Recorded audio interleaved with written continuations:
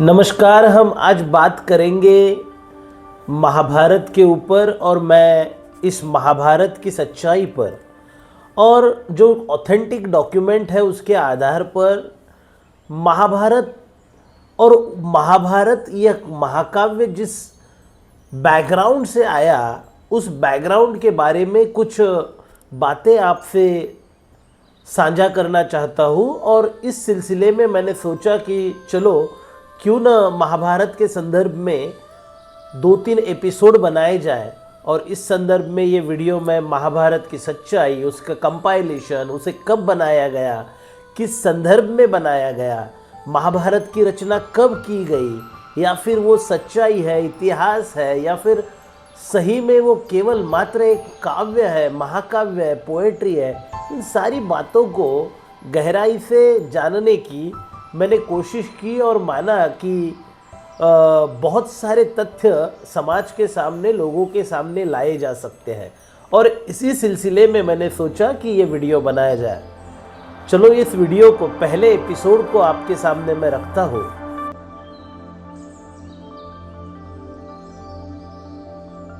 नमस्कार साथियों, स्वागत है आपका बीपीएसए विचारधारा इस YouTube चैनल पर। आज हम बात करेंगे महाभारत की, जिसे प्राचीन भारत का सबसे प्रसिद्ध संस्कृत महाकाव्य माना जाता है। लेकिन क्या महाभारत सिर्फ एक धार्मिक ग्रंथ मात्र है, या यह भारत के सामाजिक, राजनीतिक इतिहास, ब्राह्मणवाद और बौद्ध विचारधारा के बीच के संघर्ष का आईना भी है? आज का एपिसोड महाभारत की रचना, उसकी तिथि, इस पर बड़े पैमाने पर ब्राह्मणी और बौद्ध परंपरा और प्रभाव इसका, और इसमें छिपे राजनीतिक और सामाजिक सिद्धांतों पर हम अपना भाष्य केंद्रित करेंगे। अगर देखें तो महाभारत का संक्षिप्त में परिचय अगर देखें तो महाभारत को लगभग 400 ईसा पूर्व से लेकर 200 ईसा तक इसके बीच में लिखा गया। ज़्यादातर सामाजिक राजनीतिक विकास का यह एक महत्वपूर्ण स्रोत माना जाता है। महाभारत धर्म और इतिहास जैसे नैतिक कानून और इतिहास जो घटित हुआ, इन दोनों के रूप में उसे देखा जा सकता है। वर्तमान स्वरूप महाभारत का लगभग 400 ईस्वी सन के आसपास सामने आया। इस महाकाव्य में लगभग 1 लाख से अधिक श्लोक और 18 पर्व है और केंद्र में, इन सारी कहानियों के केंद्र में कौरव और पांडवों का एक संघर्ष दिखाया गया है। चलो जानते हैं कि महाभारत की रचना और तिथि को लेकर विद्वानों में क्या विचार है। कुछ विद्वान ऐसे मानते हैं कि यह रचना 1000 ईसा पूर्व बनाई गई। कुछ विद्वान मानते हैं कि यह 400 से 500 ईसा पूर्व बनाई गई। कुछ मानते हैं कि यह बुद्ध के समय लिखा गया साहित्य है, जबकि कई विद्वानों के अनुसार महाभारत और रामायण दोनों मौर्य काल तथा ईसा पूर्व 3री शताब्दी के बाद संगठित रूप से सामने आया हुआ साहित्य है। म्यूनियर विलियम, जो एक इंडोलॉजिस्ट है, उनका मानना है कि महाभारत ब्राह्मणवाद के पौराणिक चरण का बाइबल है और इसका विकास बौद्ध धर्म के साथ समकालीन रहा। E.W. हॉपकिंस, ये भी एक बड़े विद्वान हैं 19वीं शती में, उन्होंने माना है कि 6ठी शताब्दी ईस्वी सन में महाकाव्य पूरा हो चुका था। हेलबिटल मानते हैं कि यह कोई मौखिक परंपरा नहीं बल्कि ब्राह्मणों के एक छोटे समूह ने इसे संगठित रूप से जानबूझकर लिखा गया। लालमणि जोशी एक महत्वपूर्ण विद्वान है, उनका मानना है कि महाभारत और रामायण में बौद्ध कथाओं का उपयोग हुआ, लेकिन बुद्ध का नाम जानबूझकर बाहर रखा गया। अब हम जानेंगे कि महाभारत और मनुस्मृति का कुछ संबंध है। मनुस्मृति का भारतीय समाज जीवन में गहरा प्रभाव रहा है, इसलिए ये जानना बहुत जरूरी है कि मनुस्मृति और महाभारत का क्या संबंध है। मनुस्मृति एक विधि ग्रंथ है जिसमें ब्राह्मणों को समाज में सर्वोच्च स्थान दिलाने का प्रयास किया गया। भूपेंद्र नाथ दत्त द्वारा कथन किया गया है कि मनुस्मृति में वर्गीय घृणा भरी हुई है, विशेषकर बौद्धों के प्रति। महाभारत, खासकर उसमें सम्मिलित अनुशासन पर्व, इस पर मनुस्मृति का गहरा प्रभाव दिखाई देता है। कई श्लोक मनुस्मृति से शब्दशः मेल खाते हैं।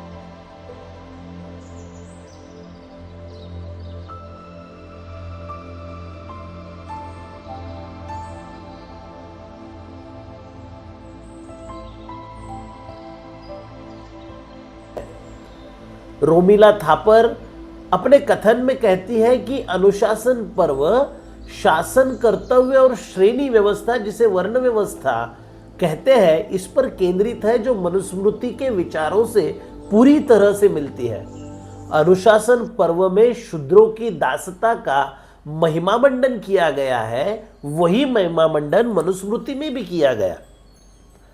अभी यह दिलचस्प है कि ब्राह्मणिक प्रतिक्रांति और मौर्यकालीन व्यवस्था को समझना। चलो जानते हैं। बीजी गोखले एक आधुनिक विद्वान है। उनका कहना है कि अशोक की मृत्यु के बाद, सम्राट अशोक के देहांत के बाद ब्राह्मणवादी प्रतिक्रांति शुरू हुई और पुष्यमित्र शुंग उसका प्रतीक रहा। मनुस्मृति इसी राजनीतिक बदलाव का परिणाम बनी। बुलर 1886 में उन्होंने कहा कि मनु कोई ऐतिहासिक व्यक्ति नहीं बल्कि प्रतीकात्मक नाम है। उन्होंने यह भी कहा कि मनुस्मृति की निर्मित ब्राह्मणों द्वारा की गई। डॉक्टर बुलर आगे कहते हैं कि मनुस्मृति दूसरी शताब्दी ईसा पूर्व से दूसरी शताब्दी ईसा तक लिखी जा रही थी। जोहान्स ब्रोंकास्ट अपने 2017 में लिखे गए एक रिसर्च में कहते हैं कि ब्राह्मणों ने मौर्यों के खिलाफ यूनानियों के साथ मिलकर विद्रोह किया। मतलब ब्राह्मणों ने यूनानियों के साथ मिलकर ब्राह्मणों के खिलाफ, बौद्धों के खिलाफ बहुत बड़ा आंदोलन खड़ा किया। अशोक का शासन बौद्ध विचारधारा पर पूरी तरह से आधारित था और ब्राह्मणिक यज्ञों और परंपराओं के विरोध में था। इसलिए ब्राह्मणों ने धर्मशास्त्र और महाकाव्यों की निर्मित की और उस विचारधारा को प्रस्थापित किया जो विचारधारा वास्तव में ब्राह्मणों के समर्थन में हो। चलो जानते हैं कि महाभारत की एक आध्यात्मिक और दार्शनिक पहलू भी है और उसे भी समझना बहुत जरूरी है। महाभारत को कुछ लोग प्रतीकात्मक युद्ध मानते हैं। मानवीय मन में नैतिक गुण और नकारात्मक प्रवृत्तियां, इन दोनों के बीच का संघर्ष जो है वो महाभारत में प्रतीकात्मक रूप से दिखाया गया है। अगर इसकी तुलना बौद्ध धर्म में की जाए तो बौद्ध धर्म के बुद्ध और मार के बीच का जो संघर्ष है, यह संघर्ष एक रूपक है और इस रूपक में मार जो है वो मोह, वासना, अज्ञानता का प्रतीक है तथा बुद्ध ज्ञान और करुणा का प्रतीक है। यह संघर्ष केवल बाहरी युद्ध नहीं बल्कि आंतरिक संघर्ष है। आत्मज्ञान की राह पर इससे प्रमाणित होता है कि मार और बुद्ध का संघर्ष बड़े पैमाने पर इस धरातल पर प्रसिद्ध हुआ और इसी युद्ध को सामने रखकर महाभारत की आध्यात्मिक पहलू है उस पहलू को बनाया गया। महाभारत में शांति पर्व है। तो महाभारत के सैद्धांतिक पहलुओं को अगर देखें तो वो सारे सैद्धांतिक पहलू बुद्धिज्म से मेल खाते हैं। शांति पर्व की बौद्ध धर्म के साथ में क्या समानताएं हैं यह देखना भी बहुत जरूरी है। शांति पर्व में युद्ध के बाद युधिष्ठिर की नैतिक और दार्शनिक शिक्षाएं बताई गई है। इसमें शासन, नीति, वैराग्य और शांति और जीवन की क्षणभंगुरता पर गहन चिंतन और विचार किया गया है। सही मायने में यह बौद्ध सिद्धांतों जैसे शांति, नैतिक आचरण और वैराग्य से मेल खाते हैं। मोनियर विलियम, इनका मानना है कि महाभारत में कई जगह पे बौद्ध शब्द और विचार सीधे सीधे परिलक्षित होते हैं।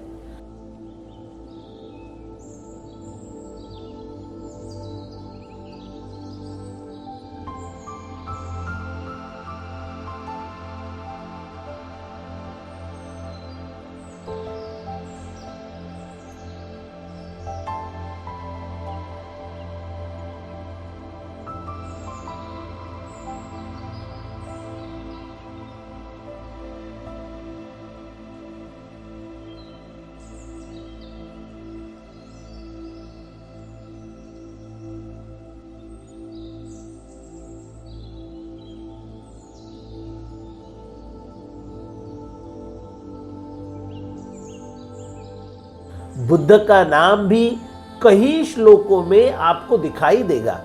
उदाहरण के स्तर पर आप देखें तो शांति पर्व के खंड 135 में श्लोक क्रमांक 25 में पुंडरीक इस शब्द का उल्लेख आया हुआ है।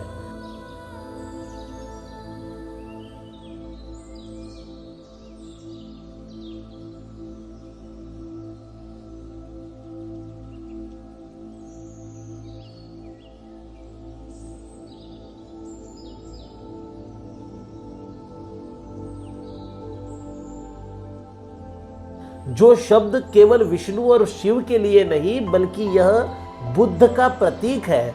सफेद कमल को पुंडरीक कहा जाता है। इसलिए इस बात को गहराई से देखा जा सकता है कि बौद्ध धर्म के नैतिक आचरण का भी इस महाभारत पर बहुत सारा या महाभारत के रचना पर बहुत सारा प्रभाव आपको दिखाई देगा।